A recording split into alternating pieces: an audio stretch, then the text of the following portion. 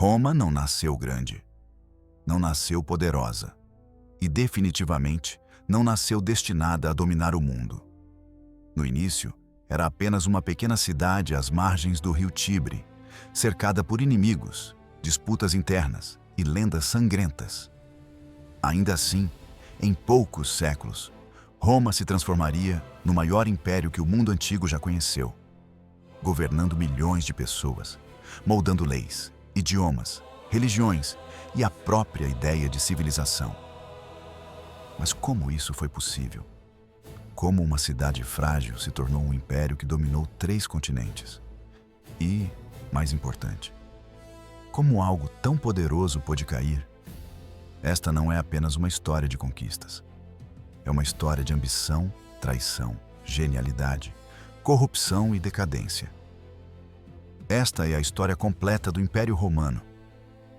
Segundo a tradição romana, tudo começou em 753 a.C., com 2 irmãos gêmeos, Rômulo e Remo. Abandonados à morte, salvos por uma loba e criados para governar, eles simbolizam o nascimento de Roma. Mas o destino da cidade já nascia marcado pela violência. Em uma disputa pelo poder, Rômulo matou Remo e fundou Roma sozinho, tornando-se seu primeiro rei. Durante quase 250 anos, Roma foi governada por reis. Alguns fortaleceram a cidade, outros governaram com tirania.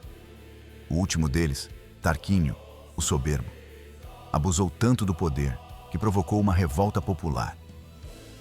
Em 509 a.C., a monarquia foi derrubada e Roma fez um juramento que definiria sua identidade. Nunca mais seria governada por um rei. Assim nasceu a República Romana.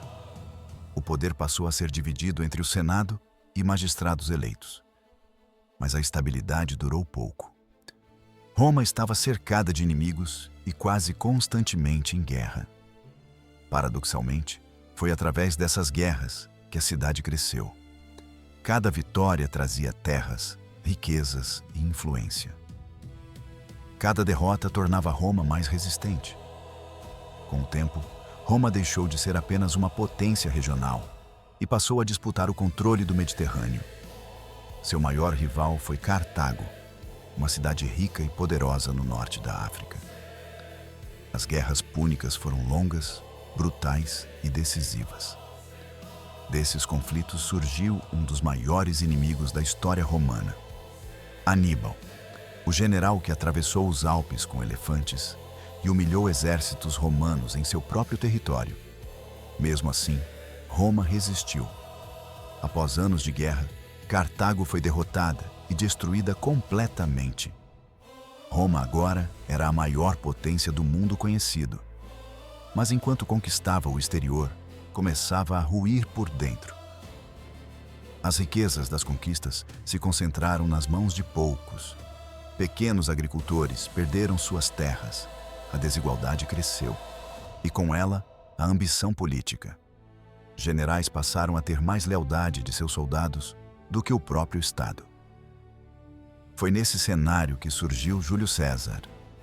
Brilhante general, político carismático e estrategista implacável, César conquistou a Gália e se tornou um herói para o povo. Quando o Senado tentou limitar seu poder, ele tomou uma decisão irreversível. Atravessou o rio Rubicão com seu exército, declarando guerra à própria república. César venceu. Tornou-se ditador vitalício, mas seu poder assustou a elite romana.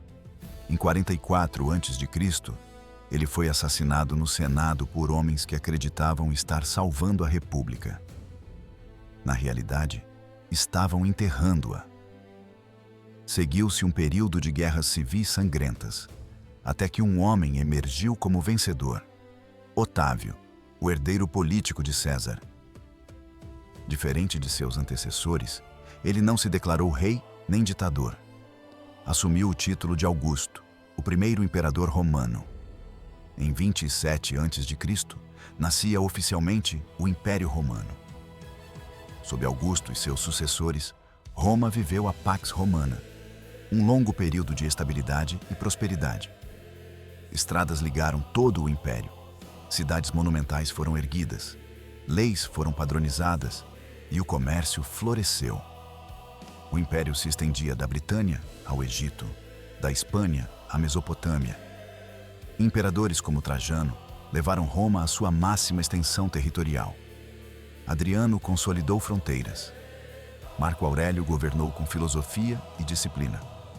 Parecia que Roma era eterna, mas nenhuma potência é imortal. Após Marco Aurélio, o império entrou em crise. Imperadores fracos e corruptos se sucediam rapidamente. Inflação, instabilidade política e guerras civis tornaram-se constantes. Em menos de um século, dezenas de imperadores subiram ao poder, muitos assassinados pelos próprios soldados. Enquanto isso, nas fronteiras, povos bárbaros pressionavam cada vez mais. O império era grande demais para ser controlado com eficiência. Na tentativa de salvar Roma, o imperador Constantino promoveu grandes reformas. Legalizou o cristianismo, mudou o centro do poder e fundou uma nova capital, Constantinopla. O império passou a ser dividido entre Oriente e Ocidente. O Oriente prosperou. O Ocidente enfraqueceu. Sem recursos, sem exército eficiente e corroído por disputas internas, o Império Romano do Ocidente entrou em colapso. Em 476 d.C., o último imperador romano foi deposto por um chefe bárbaro. Não houve grande batalha. Não houve resistência. Roma caiu em silêncio. O Império Romano do Ocidente chegou ao fim, mas Roma nunca desapareceu de verdade. Seu idioma deu origem a várias línguas modernas. Suas leis moldaram sistemas jurídicos até hoje. Suas estradas ainda influenciam mapas atuais. Sua cultura, arquitetura e pensamento continuam vivos. Roma não foi apenas um império. Foi a fundação do mundo moderno. E talvez a maior lição deixada por sua história seja esta: nenhuma civilização cai de um dia para o outro. Ela desmorona lentamente, de dentro para fora.